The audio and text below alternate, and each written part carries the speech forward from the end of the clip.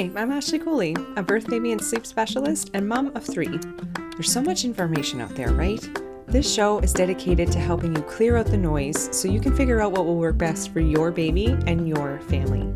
If you're looking to learn more about your baby, gain more confidence in your parenting, and get as much sleep as you can through it all, you've come to the right place. Bringing up baby is about to get a little easier. So you have an early riser, and I bet you've tried all the things, right? If they're still napping, you might be playing around with their wake windows or cutting down on their nap.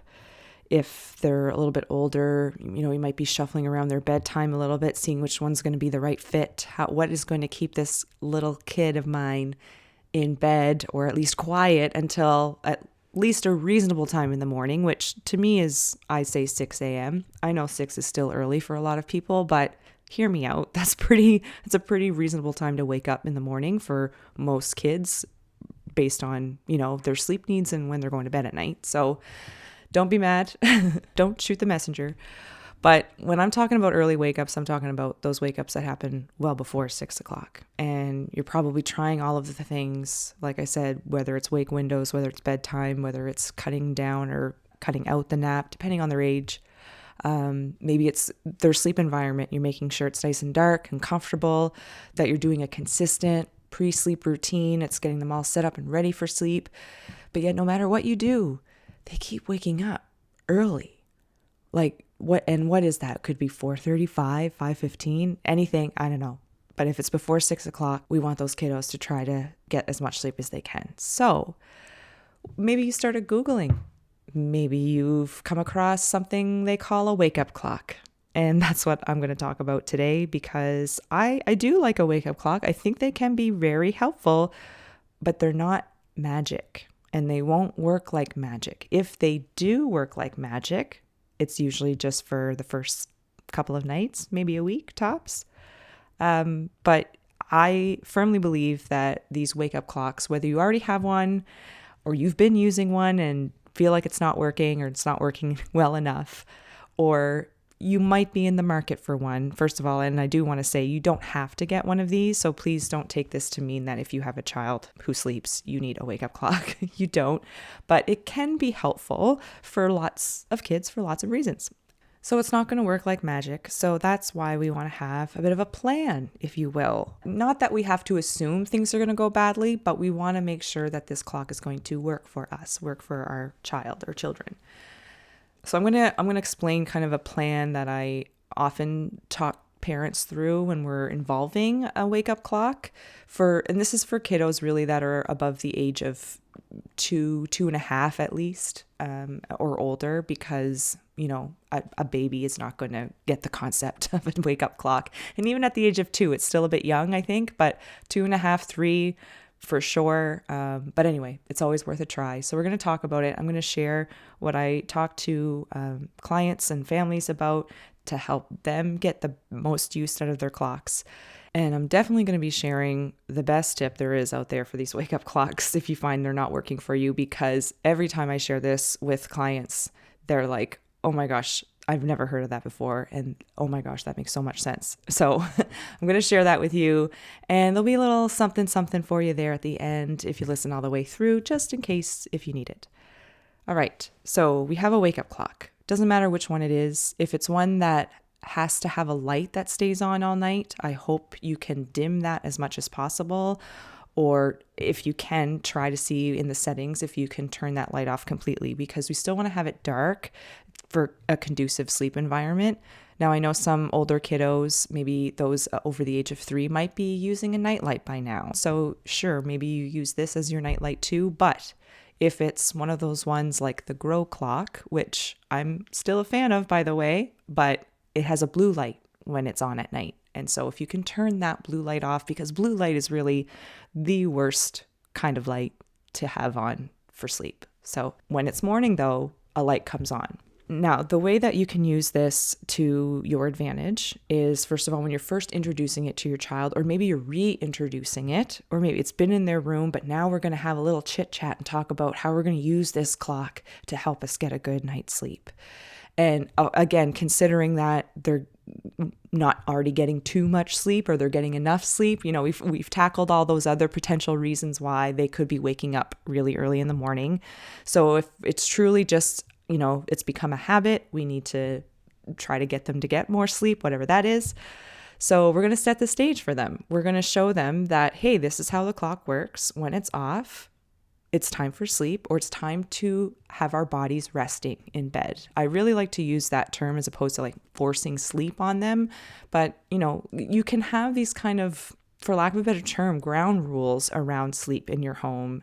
It's okay to be quote unquote strict or just on top of the sleep, because I know and you know that when we don't, things go off the rails. Okay. So I recommend doing this, having this little chat with them about how you want to use the clock to help them keep their bodies resting in bed in the morning, because it's necessary to have all that energy we need for the day to run faster, jump higher, do those kinds of things. So you're encouraging them to get the most sleep that they need. And this is going to be a two-parter, because one part is the clock's job and the other part is going to be your job. How are you responding in those early hours that is potentially reinforcing this early wake up? Looking for the best for your baby? Atlantic Canada's Baby Store is here for you. Nurtured, which is right here in Halifax, Nova Scotia, has the best products for baby. The staff are so incredibly helpful, and they have the most top-rated car seats and strollers you won't find anywhere else. So whether you need expert advice or the perfect baby gear, Nurtured's got you covered. Nurtured, supporting your parenting journey every step of the way. So let's say you have a 3-year-old, and that 3-year-old is waking up at around 4:30, 4:45 in the morning, and pretty consistently and not going back to sleep, maybe crying out or just being loud and playing in their room and waking people up, or maybe they're coming into your room, or maybe you just hear them, so you go in and try to get them back to sleep. As you may or may not know, it is a lot harder to put them back to sleep or get them to go back to sleep at that time of the day. So how might you be reinforcing that wake up? If you're going in and chatting with them, cuddling with them, doing anything, really, it could be reinforcing it. I'm not saying it's bad. I'm not saying you can't go in. I'm just saying that is the other part of it. So we can't blame the clock, or we can't blame the child for not staying in bed for a full hour and a half, right? If they wake up at 4:30, we want them to stay in bed till 6 o'clock. So that's when we set the time on the clock. We can't expect them to just wait and wait and wait. Are you kidding? So we are going to need to be involved potentially in the beginning here or at some point, but we still want to reinforce how the clock is working for us. So, if you've done some sleep training, perhaps you do whatever sleep training method you've done in the past to get them to go back to sleep or to hang out in their rooms. If you want to go in or need to go in and offer some comfort and reassurance, you can absolutely do that. I would advise, though, that you try to stay as quiet and calm and keep it as dark as possible until at least 6 o'clock. Okay, so they might be waking up at 4:30, but for all intents and purposes, it might as well be 1:30. Okay, treat it like that in terms of, I want to try to stay as silent as possible and just be kind of matter of fact, but loving, calm, confident, and consistent with just going in there, maybe rubbing a back, or maybe it's just the presence, your presence of sitting there or laying there with them for them to fall back asleep.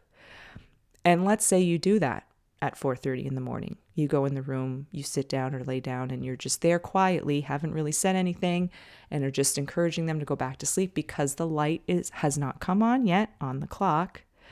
So you might point over to the clock when you go in and be like, oh, it's not on, so it's still nighttime, right? It's still dark. It might as well be 1:30, right?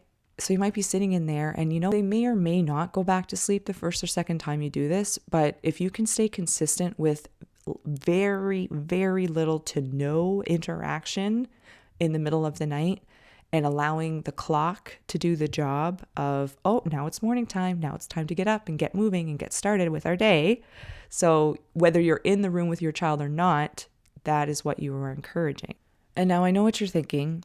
If there's very little to no interaction with your little one in the middle of the night and they're kind of like, hey, mom or dad or whoever, and trying to, talk or just do something and you're not really responding, that's probably not going to go over very well unless you talk to them about it first, unless you explain that we're going to make a couple changes here with our sleep so that we get the best sleep, the most sleep we can. And because it does XYZ and it's awesome and all the things. And we're using the clock to help us achieve that. And so not only would you explain that to them ahead of the bedtime that you're going to be starting doing this and every other time, but if you're just setting the stage for it, you tell them, you explain it to them, you show them what you're going to do in the middle of the night if they wake up and the light hasn't come on yet.